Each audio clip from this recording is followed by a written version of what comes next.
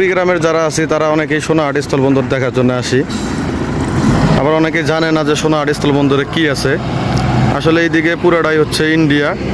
আপনারা তো বুঝতে পারতেছেন, এই যে ইন্ডিয়ার গাড়ি নাম্বার প্লেট দেখলে হয়তো বুঝবেন। এদিকে কিন্তু ইন্ডিয়া, ওই যে ইন্ডিয়ার ক্যাম্প দেখা যাইতেছে দূরে। সোনাহাট স্থলবন্দরে আসলে মূলত এরকম পাথরের গাড়ি শুধু দেখা যাবে, আর ওই যে দেখার মতো তেমন একটা কিছু নাই। এই যে ইন্ডিয়ার থেকে পাথরের গাড়ি আসতেছে,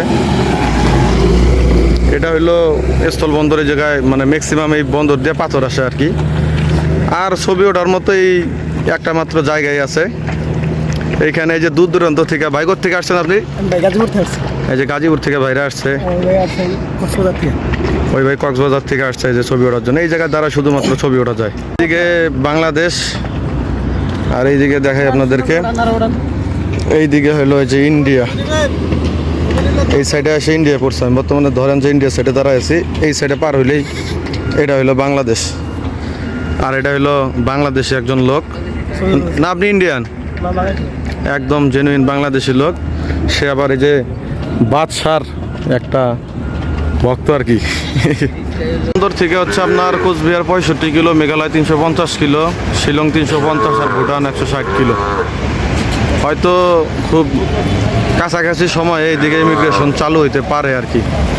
এরকম শোনা যাচ্ছে যে এই বছরের মধ্যে ইমিগ্রেশন চালু হবে। আর এটা হলো আপনার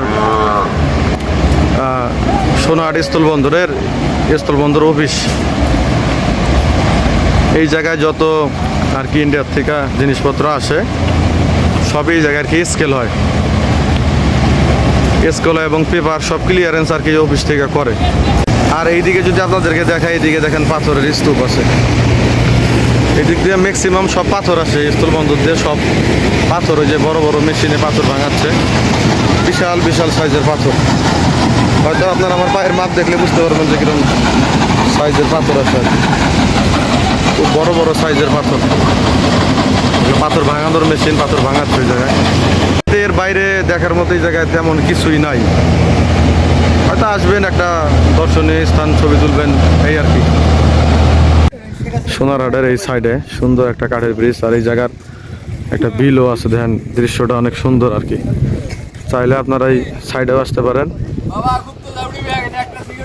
এই সাইডে ছবি তোলার জন্য খুব সুন্দর সুন্দর জায়গা আছে আর কি। বিশেষ করে বিল্ডার পরিবেশটা কিন্তু অত্যন্ত সুন্দর। হ্যাঁ, যারা এরকম যারা পর্যটক আসবে এরকম, তাদের জন্য না পর্যটক, তাদের জন্য এরকম একটা যে আপ্যায়নের ব্যবস্থা আছে। একদম সব কিছু আছে, চা থেকে শুরু করে খান। দোকানটার ভিউ দেন।